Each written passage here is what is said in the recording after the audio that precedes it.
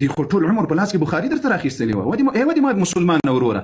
ولې دومره په ضد کې راغلې چې نن دې علماو په شهادتونو باندې خوشحالي کوي نن ولې دومره په ضد کې راغلې آیا په ورځ قیامت باندې محمد رسول الله صلی الله علیه وعلى اله وسلم شفاعت غواړي که نه غواړي که رسول الله درته ویل چې تا هغه خلق معاف نه کړل چې ټول عمر قال الله وقال رسول الله صلی الله علیه وعلى اله وسلم ویل هغه دې معاف نه کړل ما مخکې تاسو ته یوه خبره وکړه موږ ته ولې په دې سترګه ګوري یا دې موږ استادان او علما ته ولې په دې سترګه ګوري چې دا انبیا دي علما انبیا نه دي غلطي جنې کېږي اشتباه جنې کېږي سهو جنې کېږي شیخ ادریس صاحب کومې خبرې کړې په هغو باندې پښېمانه سوی و په هغو باندې نادم سوی و حتی په شخصي کې تاسو د خپله صوتي میسیجان وګورئ د مجبوري په خاطر بعضې خبرې کړې وې د ظالم د جابر حمایت یې کړی و د قاتل حمایت یې کړی و باید نیوی کړی لیکن د دې معنا دا نه ده تاسې د کفارو اهدافو ته وګورئ چې نن یې غوښتل همدغسې د مسلمانانو په منځ کې یو داسې نفرت پیدا کړي د علماو په منځ کې یو داسې نفرت پیدا کړي تر څو علما په یو بل باندې ولګېږي او علما په خپل منځ کې لاس و ګرېوان شي سره او دغه د دین دښمن درته ګوري او له تا نه خوند اخلي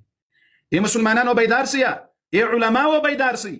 ای د پاکستان علما و تاسو ته وایم ای د افغانستان علما و تاسو ته وایم دا مکار دښمن دا مکار د دین دښمن دا مکار د قرآن دښمن دا مکار د شریعت دښمن دا مکار د پښتنو دښمن دا مکار د مسلمانانو د عقایدو دښمن دا وپېژنئ په خدای قسم دا پرونم د موته د دین دښمن و دا ننم د موته د دین دښمن ده دا سبم د موته او د موته د علماو د دې ټولو په الله مې دې قسم وي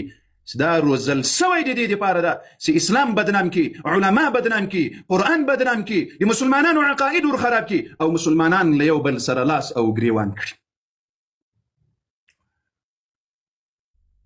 د الله خاطر وکړي مسلمانانو تاسو ته وایم ګوري د کفر په دې دام کې راګیر نه سئ ګوري موږ په شهادتونو باندې نه خفه کیږو د موږ د استادانو د موږ د اسلافو د ما پیغمبر صلی الله علیه وسلم بار د شهادت تمنا کړې ده امام محمد رسول الله صلی الله علیه وسلم موږ پیغمبر صلی الله علیه وعلى آله وسلم بار یا رب د تا په لار کې شهید سم بیا راځوندی سم شهید سم بیا راځوندی سم شهید سم بیا راځوندی سم د محمد رسول الله صلی الله علیه وعلى آله وسلم دا تمنا کړې ده لیکن ای مؤمنه مسلمانه ته وایم ګوري د کفارو په دې دم کې راګیر نه سئ ای علماو ګوري د کفارو په دې دم کې راګیر نه سئ د دین د دښمنانو د دې ظالمانو جابرانو په دم کې راګیر نه سئ او رب مې دې قسمي له علماو نه به غلطي کېږي ګوري له علماو نه به اشتباه کېږي ګوري علما معصوم نه دي علما فرشتي نه دي علما له اسمان نه دي راغلي علما رسولان نه دي علما د موته په شکل انسانان دي غلطي به جنې کېږي اشتباه به جنې کېږي سهو به جنې کېږي ای مؤمن مسلمان سي رسول الله صلی الله علیه وسلم امتی ځان بولي ګور د کفارو په دې مکار دم کې راګیر نه سئ والله قسم دې خلکو اراده دا وه چې دا خبرې به په دې عالم باندې کوو د دې د کفارو د غلامانو اراده دا وه چې دا خبرې به په دې علماو کوو تر څو د علماو په منځ کې بدګماني په یو بل باندې پیدا سي بیا په دې خاص کر نن وخت کې چې د افغانستان کوم حالات او علما دي او بیا د خیبر پښتونخوا کوم علما او حالات دي دوی غوښتل چې دا خلک په خپل منځ کې لاس او ګریوان سي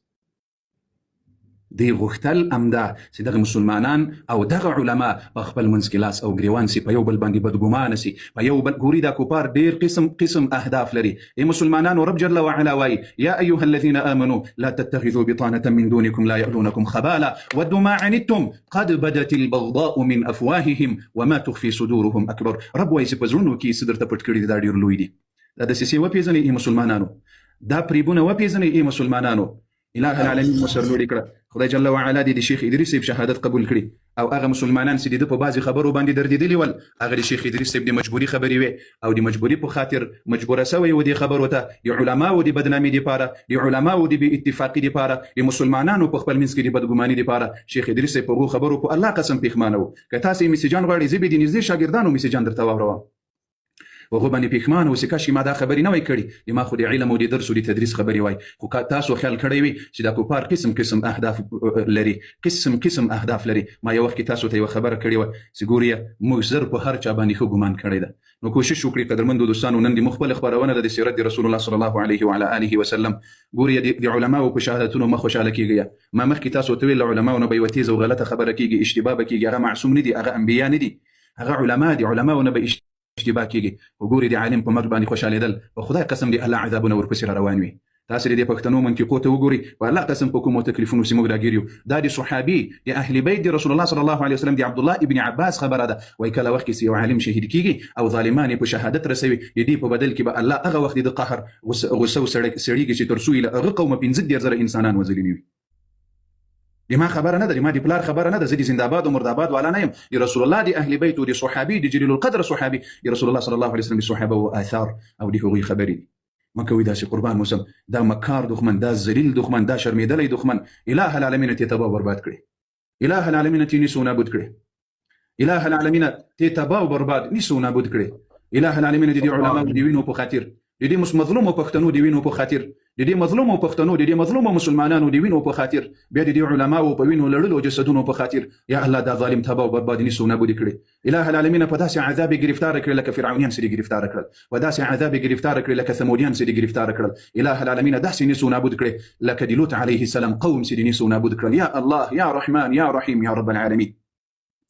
قدرمنو دوستانو، الله مو سرلوړي کړه، بیدار اوسئ، خپل عقیدې حفاظت مو وکړئ، خپل ایمانو حفاظت مو وکړئ، د سکولرانو په دم کې رانسئ، د دین د دښمنانو د ملحدینو په دم کې رانسئ. دا خو د کفارو هغه کارونه دي چې ویم کړي او بیا لمون هم دوی ورته وهي، ویم کړي د مسلمانانو د بدنامي دپاره کارونه بیا دوی کوي. دا ذلیل او مکار دښمن د رب جل وعلا تباه او برباد نیسو نابود کړي. قدرمنو دوستانو، موږ او تاسو به نن خپرونه د رسول الله صلی الله علیه وسلم د سیرت لرو په دې غمجن ماحول کې. اله العالمین د نور د پښتنو حفاظت وکړي چې په هر ځای کې وي. اله العالمین د موږ د پښتنو د علماو، د پښتنو د عوامو، د ټولو د رب العالمین جل وعلا حافظ او ناصر سي. اله العالمین د لدی ظالم مکار جابر قاتل لدسي انسانانو د رب جل وعلا حفاظت او ساتنه وکړي، او دا جابر او ظالم او دغه فرعونیان د اله العالمین داسې هلاک او تباه نیسو نابود کړي لکه پخواني قومونه چې الله جل وعلا نیسو نابود کړي دي. قدرمنو دوستانو، الله دې وکړي چې په دې خبرو باندې عمل وکړي. دا خبرې د دښمن هغه مکار چل و پرېږده چې مخکې مې یادونه درته وکړله، لکن دا امکان نه لري چې یو عالم دې ټول عمر دې قال الله او دې قال رسول الله صلی الله علیه وسلم. ګورې پیغمبر علیه الصلاة والسلام څه وایي؟ وایي دا علم الله له ځمکې اسمان ته داسې نه پورته کوي، د علماو په مرګونو باندې یې پورته کوي. ګورې دا تاسو ته نه معلومېږي ای مؤمنانو مسلمانانو، یو عالم چې کله ځمکې ته ځي وفات کېږي او شهید کېږي، دا یو غر وي د علم، په الله قسم دا یو غر وي د علم. یو غر د علم چې کله تر خاورو لاندې کېږي، د دې قدر زرګر ته معلومېږي، د دې قدر مؤمنه مسلمانه باید ګوره له لاسه ورنه کړي. دا د پیغمبر علیه السلام خبره ده چې الله جل وعلا کله دا علم له ځمکې پورته کوي، د علماو په مرګونو سره الله دا پورته کوي دا علم.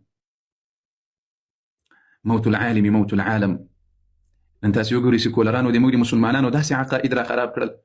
چې داسې د غرونو په قدر باندې موږ ته داسې بې قدر کړل، غرونه یې راته بې قدر کړل، او دا د کفارو خپل اهداف ول. والله قسم د دې مرتدو، د دې قاتلو، د دې جابرو، د دې فاسقو اراده همدا وله چې په دې مشهورو علماو شیخ الحدیثانو باندې داسې خبرې وکړي تر څو د علماو په منځ کې بدبیني، د علماو په منځ کې اختلاف، او د عامو مسلمانانو په منځ کې په یو بل باندې خوشحالي. کاشکې موږ مسلمانانو دا د کفر دسیسه په هغه کفر کې ورخنثی کړې وای، هغه کفر پر مرکز کې مو ورخنثی کړې وای چې موږ د رسول الله امتیان یو. ای ظالمه، ای جابره، ای قاتله چې په زرګونو کاله باندې نورم دا ظلم او قتل وکړي. موږ پیژندلی چې په خدای قسم د کفر غلام وې، د کفر غلام یې، د کافر ملګری یې، د کافر ملګری وې. دا دسیسه یې همداسې ورته شنډه کړي مؤمنانو مسلمانانو چې د هر ځای یاست قربان موسم. رب مو سرلوړي کړه، د کفر دښمنان وپېژنئ، د کفر غلامان وپېژنئ، د دین دښمنان وپېژنئ. قدرمنو دوستانو، نن د ما د سیرت ډېره مهمه خپرونه ده، ډېره مهمه.